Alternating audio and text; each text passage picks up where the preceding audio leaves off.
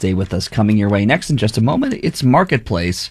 Tonight on the show, sad to say that I've never been to one of these, but I've heard how cool they are. Buc-ee's is famous in Texas for its epic size and expansive menu. And as the franchise expands in 6 different states, the corporate culture might be a draw as well. No experience necessary. There's a 401k, 3 weeks paid time off. The appeal of Buc-ee's. That's next on Marketplace in just a moment at 6:30. We'll be back with All Things Considered at 7.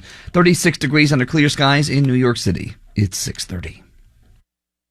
WNYC supporters include Sony Pictures Classics presenting Freud's Last Session, a new film starring Anthony Hopkins as Sigmund Freud and Matthew Good as C.S. Lewis, who converge in a battle over the existence of God. Starts Friday, only in theaters. WNYC, independent journalism in the public interest. 93.9 FM and AM 820. NPR News and the New York Conversation.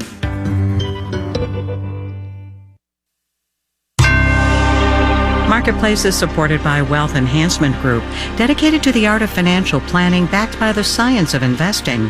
WealthEnhancement.com. Okay, no pressure here, but all y'all not going into the office much anymore?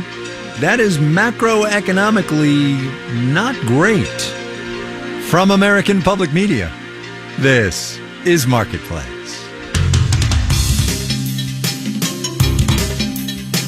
Marketplace is supported by the United States Postal Service, offering holiday postage stamps for purchase at more than 40,000 supermarkets, drugstores, office suppliers, and wholesale clubs.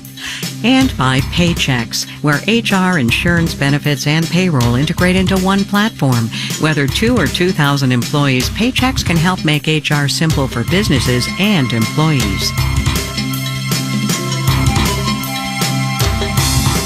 In Los Angeles, I'm Kai Rizdal. It is Thursday today, the 21st of December. Good as always to have you along, everybody. We lead today with a number, 300. That is approximately the number of regional banks at dire risk next year because of distress in the commercial real estate market. That's the analysis from the National Bureau of Economic Research. And if you remember the whole Silicon Valley Bank situation this past spring, you'll recall that regional banks do a whole lot of lending to local office markets. Now, yes, we have been waiting for that commercial real estate shoe to drop since half of us stopped going to the office, right? And isn't this just like all the economists who cried recession earlier this year? Yeah, and no. Here's Marketplace's Matt Levin. I visited Steve McDonald's suite of offices back in 2021. He runs a law firm out of the Flood Building, a century-old office tower in San Francisco. Back then, he tried to sell me an Office Depot desk for pennies on the dollar. Nobody ever came in to use it. So today I asked him, is that desk still there? Are you still looking to sell that? You know, I don't think it's marketable. It's a giveaway. I mean, because you got to pay people to take it away.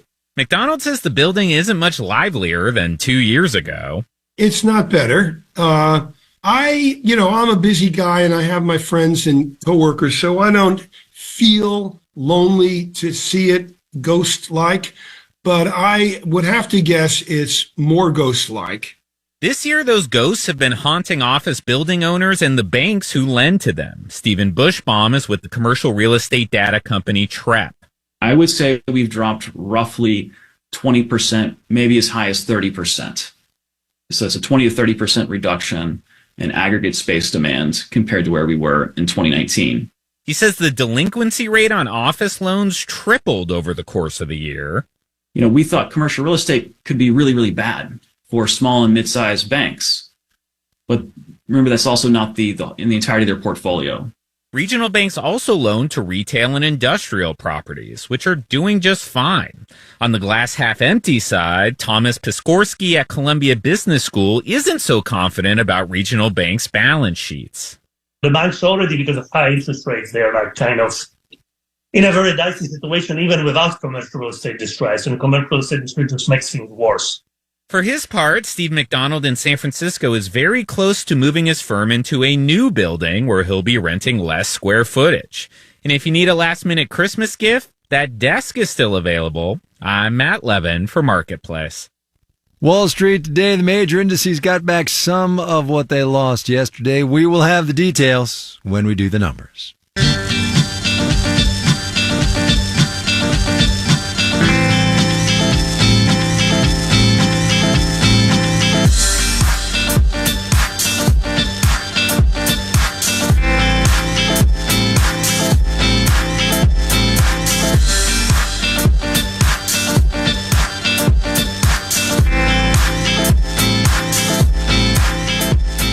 Should you be among the sizable throng of procrastinating shoppers out there, present company very much included? Time is running out if you want whatever it is you've ordered online to get where it needs to be by December 25th. Christmas Eve is on a Sunday this year, so get ready to pay a premium for those last-minute deliveries, too. UPS and FedEx have set Friday as their latest option for delivery on or before Christmas Eve. Amazon Prime subscribers can get standard 2-day shipping through December 24th. There are faster options to be bought, of course. And competitors like Walmart and Target are catching up, too. Marketplace's Megan McCarty-Carino has the shipping news. Among the potential gifts I could get delivered to my LA area home by 10 p.m. tonight are an heirloom quality 6-quart Dutch oven, noise-canceling headphones, and kids' dinosaur clogs. Oh, no, wait, those wouldn't come until tomorrow. Ugh! It is very frustrating for customers, I think, when the fast shipping isn't available because we've become used to it. Neil Saunders is an analyst at Global Data Retail. He says Amazon shortened delivery times in recent years by bringing its warehouses closer to customers' homes, adding regional and urban fulfillment centers.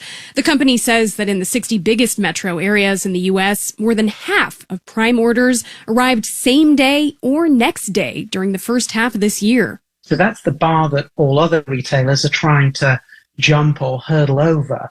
Competitors Walmart and Target don't have as many warehouses, but their thousands of stores function like quasi-fulfillment centers, says retail analyst Sucharita Kadali at Forrester. Now, it doesn't always work in reality because to this day, a lot of retailers don't always know every single item that is in every store and where it's located in every store. So Walmart is adding package centers and stores to handle next-day delivery orders, and Target is investing $100 million to expand sorting facilities and double the number of deliveries, especially next-day ones. Great for gift buying, not so great for sustainability.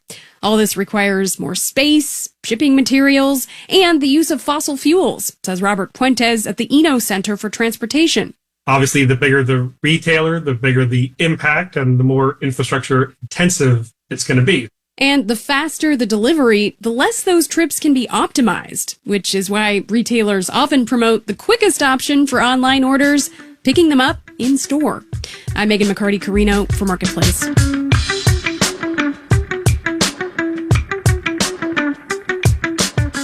No delivery charges for the podcast of this program should you miss something on the air. Marketplace.org or, of course, on the platform of your choice. Check it out.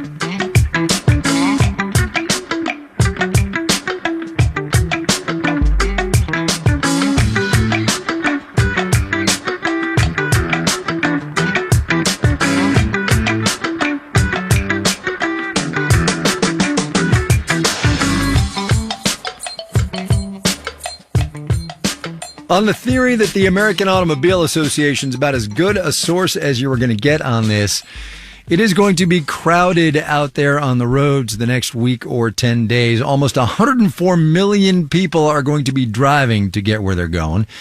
And in parts of the South, Texas and its environs, a lot of drivers are probably going to be putting off their pit stops until they get to a spacious and clean gas station that's almost become a destination in its own right. Buc-ee's, massive convenience stores that are bigger than a whole lot of neighborhood supermarkets. Known for its logo, a small red-capped buck-toothed beaver, the Texas-based chain is becoming an interstate phenomenon now. Marketplace's Elizabeth Trovall takes it from there. Just west of Houston in Katy, Texas, I pull off I-10 on a weekday afternoon. I just turned right on Buc-ee's Boulevard. I park in front of the Buc-ee's car wash, the longest on Earth according to Guinness World Records.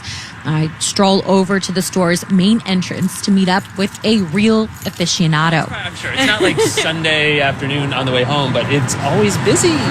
But I didn't invite this guy here for his proclivities for Buc-ee's roasted pecans. I wanted to see this homespun franchise through the eyes of an economist. You want to introduce yourself? Sure, it's Dietrich Vollrath, professor and chair of economics, University of Houston. We gawk at the 120 gas pumps out front and a sign advertising starting salaries at $18 an hour for a cashier, roughly $5 more than the average for cashiers in Texas. There's no experience necessary. There's a 401k, 3 weeks paid time off. We walk through sliding doors, past checkout counters on either side of us. We're hit with bright lights, warm air, and the smell of those pecans. Vollrath recalls the first time he felt this sensory overload. It was just like overwhelming. The scale of the whole experience in here is insane. It's the length of a football field, with wide aisles filled with tchotchkes, camping gear, prepackaged snacks, and racks of seasonal merch sporting the Buc-ee's logo. We stare, gobsmacked, at the sheer volume of Beaver-branded stuff at a Christmas display. Snow globes, adult t-shirts. There's a whole tree full of little tiny stuffed Buc-ee ornaments. But it wasn't altars of plush beavers or t-shirts that got his family coming back to Buc-ee's again and again. The bathrooms are nice and huge and clean, and the food's actually good. This economist is partial to the breakfast tacos and the turkey and brisket sandwiches, which are warm and wrapped in tinfoil and laid out in front of dudes in cowboy hats you can watch chopping up cooked meats. We stop every time after that. Like, I don't think we've stopped at another gas station. I can't even tell you the last time we actually got gas here. He guesses he spent $1,000 a year on Buc-ee's when his family was traveling a lot for sports. He brings up the convenience chain to his econ students when he talks about innovation and says it makes a lot of sense that Texas would spawn such a truck stop. Because it's like, we're going to do it, but we're going to do it 10 times bigger than you thought it was possible to do it, right? Buc-ee's are concentrated on highways outside some of the fastest growing metros in the U.S. Houston, Dallas, San Antonio, and Austin, where land is still pretty cheap. There's 1 million people on the road all the time. If you can capture a little piece of that, it makes sense. And while some may prefer a quaint diner or a less crowded, albeit less clean stop, Buc-ee's embodies a sanitary corporate vibe that evokes another rodent-themed American enterprise. You never see a mess at Disney. You never, have trouble at Disney. But these guys kind of operate on that same principle. Buc-ee's is maintained by hustling, red-shirted staff guided by strict corporate culture. No tattoos, no cell phones, no showing up late, which is where the above-average pay comes in. Econ has a whole theory about efficiency wages, right? Like, you get what you pay for, essentially. Like, I'm going to pay you a lot. And then it becomes easier for them to, live up to those commandments or those standards. Have a good day. Buc-ee's has outgrown Texas to expand to Alabama, Georgia, Florida, Kentucky, South Carolina, Tennessee, and Missouri, with plans to open a store in Colorado. But for those of us from here, Buc-ee's is still a Texas thing. In Katy, Texas, I'm Elizabeth Trovall for Marketplace.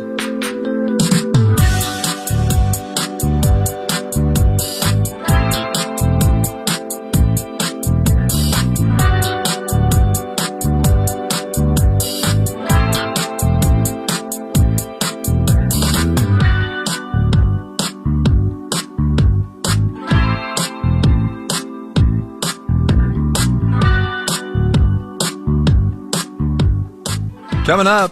I really didn't know what to expect for this month. Yeah, you and me both. First, though, let's do the numbers. Dow Industrial's up 322 points today, 0.9%, 37,404. The NASDAQ up 185 points, almost 1 3/10% there.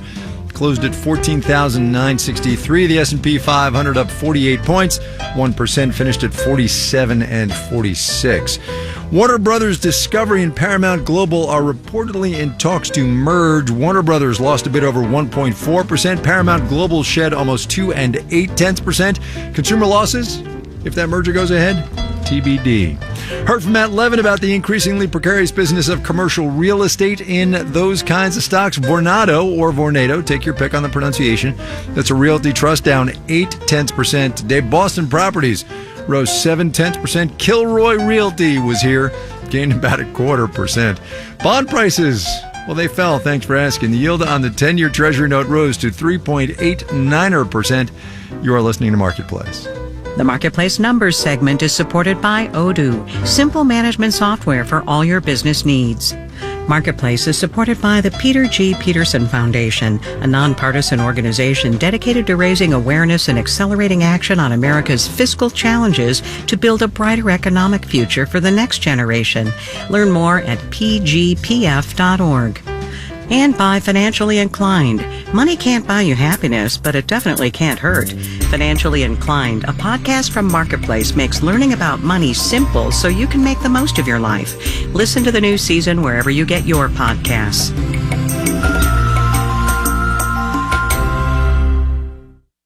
Support for WNYC comes from FX's American Horror Story Delicate, from creators Ryan Murphy and Brad Falchuk. The 12th installment in the anthology series stars Emma Roberts, Kim Kardashian, and Cara Delevingne. Awards eligible. More info at fxnetworks.com. Alice Walker's most famous novel is now a movie musical. The story is about going from being unseen to seen. We hear from the director and one of the stars. I feel sorry for you. That girl turned up the volume on Sophia, who got encouragement from Oprah. Hearing it from her mouth told me, Danielle, make this your own. The Color Purple on the next morning edition from NPR News. Weekday mornings on WNYC. You're listening to Marketplace on WNYC. Coming up in the 7 o'clock hour of All Things Considered, it is our weekly transit segment on the way. This week, we're going to go back in time on a nostalgia train trip to hear about what subway cars used to look like. We'll have that and more at 7 o'clock. Stay tuned. This is Marketplace. I'm Kai Ryssdal. The Department of Agriculture, in its most recent report on hunger in this economy, said almost 13% of households in the United States were food insecure in 2022. That's up from a tad more than 10% the year before. Almost 17 million households is what that percentage amounts to. And adding to the challenge, food banks are increasingly unable to meet that rising demand. Claire Babineau-Fontenot is the CEO of Feeding America. We talk once a year or so about hunger in the United States. Claire, it's good to have you back. Really excited to be back, Kai. Thank you. So this is a little sideways, but bear with me here. I was watching TV like a month ago, maybe, and I saw you and the guy who runs Jersey Mike's. And it occurred to me, the sandwich shop, and it occurred to me that if you're going on TV with a sandwich shop guy, you must have some need, some demand that you're just trying to desperately get filled. Wow, you are spot on. That is exactly what that should mean to everyone. It's a great partnership that we have with Jersey Mike's. It underscores so that people really continue to struggle out there. And we have the wherewithal to be helpful. And having the chance to talk to your audience is one of the ways that we can do that. So look, I want to get to how people can help in a minute, but other than actually going to and donating to food banks, what means of support do you have? Where do you get the assistance that you can deliver? The primary place that we get the assistance is from individuals who decide to go to make donations. Donating food is another good way, and certainly using your voices and making certain that policymakers and decision makers know that this is an issue that matters to you. That's another really powerful and important way to do it. It occurs to me that even though inflation is well below where it was when we were talking last time, prices are still elevated, and there are a lot of people in this country who have trouble making ends meet. And I imagine that's why, number one, your demand is up, but also your supply, as it were. Your sources of donations are down, right? Yeah, right again. As pandemic relief was going away last year, food insecurity rates were going up. Right now, 1 in 7 people in this country are food insecure. And to what you said before, it's coming at a time when inflation is coming down in some places, but where it's stubbornly high is with food. So it's a double whammy that's happening. For all the good work that you do and the umbrella organizations that you work with, it's only one leg in the stool, as it were. One of the others is government and the policymakers that you mentioned. Where are we in government support, right? I mean, there's the Farm Bill, there's SNAP, there's Women, Infant, and Children. I mean, there's all kinds of government programs. What's, generally speaking, where do we stand? Well, right now things are stalled largely with some of the things going on in Congress around making certain that we don't have a government shutdown. That has implications to all of the things that you just said. You mentioned the Farm Bill. It is a once in a 5-year opportunity that we have to invest in people's food security. So we're trying to be towering examples of what can be accomplished when people come together and when we all agree that it's unacceptable in this country for 1 in 5 kids to not know where their next meal is going to come from. And that's what we're doing right now. This is kind of a loaded question, but I figure you've done enough interviews, you can handle it. What does it say about this country that we play politics with hunger? You know, I think the first thing that it says is we don't even realize that we're doing it. Before the pandemic hit, I'm sure I said this in previous conversations with you, I knew that if the American public really understood what was happening with hunger, that we would activate. And then the pandemic hits and people know what's going on. And then they're saying, no, we've got to work together. I think now people unfortunately think that hunger's gone away because the lines have gone from outside blocking traffic to back inside buildings. So I feel good about the fact that we've surveyed voters and they've said that this matters to them. One thing I'm pretty sure of, Kai, is that politicians care about what their voters care about. So I'm hoping and I'm remaining optimistic that we'll be able to break through. Claire Babineau-Fontenot, she's the CEO of Feeding America. Claire, thanks a lot. I appreciate your time. My pleasure. Thank you, Kai.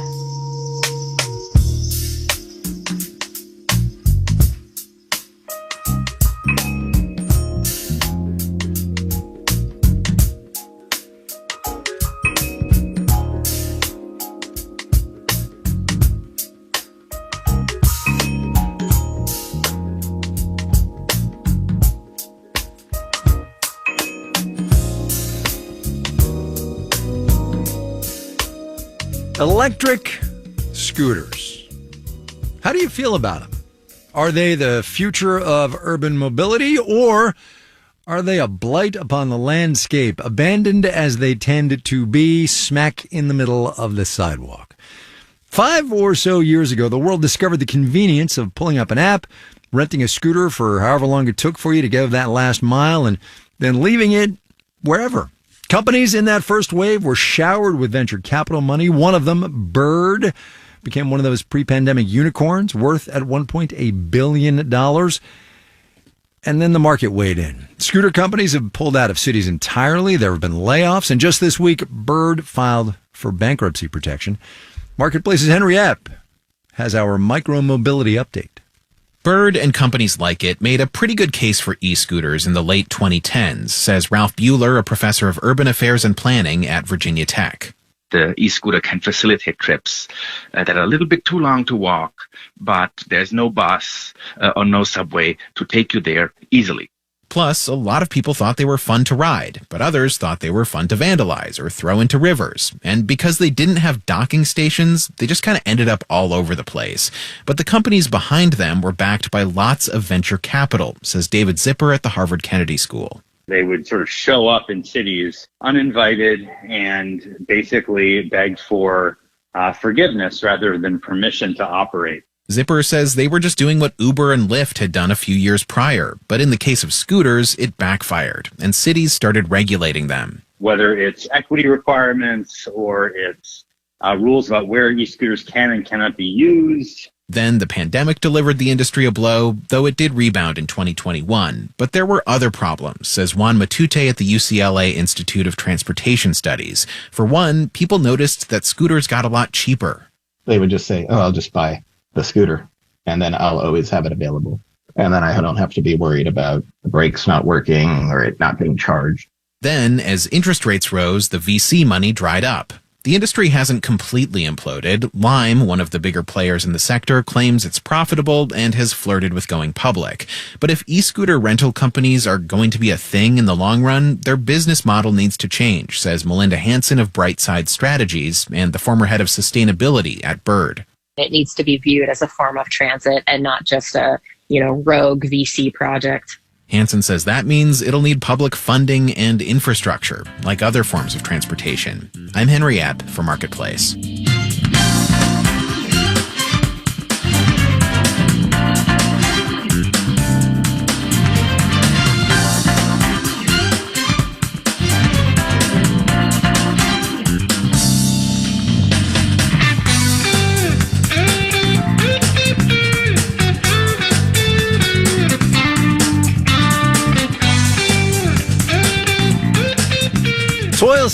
Toy sales this year have been mixed, shall we say. Mattel is thriving. Hello, Barbie. While Hasbro has announced more than 1,000 layoffs as it struggles with sluggish sales. So with that in mind, a very late in the holiday retail season check-in with Irene Kesselman at her toy shop, Alley Cat Toys in Carborough, North Carolina. Going into December, our business was up approximately 5% year to date, and I really didn't know what to expect for this month. I'm watching buying patterns being a little bit different than what I would typically see this time of year. Some of the bigger items that we normally sell are not moving as quickly as some of the smaller items, which may speak about people's budgets. There are always lessons to be learned in retail, and it is never a perfect science. The nature of the beast is to buy up front and buy early. And in retrospect, perhaps I would have not bought as much up front and even chased some items like stocking stuffers into the first part of December, as it seems like that's what we're selling a lot of. But we will expect to be very busy right up until the last minute when we have buyers who come in panicking, looking for something for a certain age. I'm already buying for January, which is National Puzzle Month, and we do a nice promotion then, and our puzzle collectors come in and will buy 2 and 3 at a time. It's a great time of year for us because when sales typically subside a little bit in January, it's a nice way to gain some momentum and bring in new product for the year that people haven't seen. And when it's cold out, a lot of people enjoy a puzzle.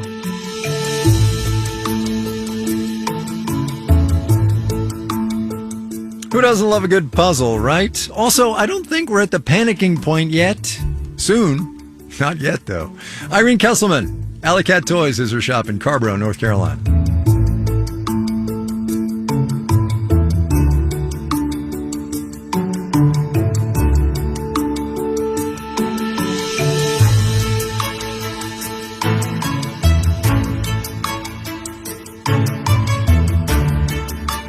Marketplace is supported by VinoVest, the wine and whiskey investing platform helping people diversify beyond the stock market. More at vinovest.co. And by the American Opportunity Index, a new ranking of how well companies invest in talent and advance employees' careers. More at americanopportunityindex.org. This final note on the way out today, just because I know y'all think we forgot. We didn't.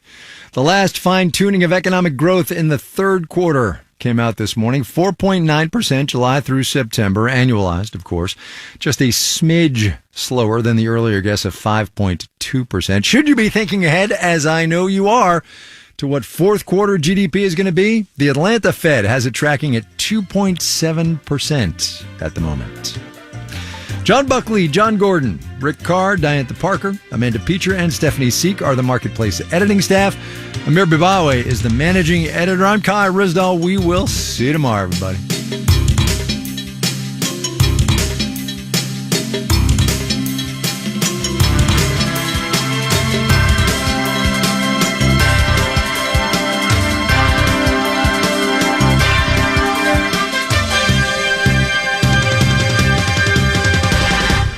This is 8 p.m.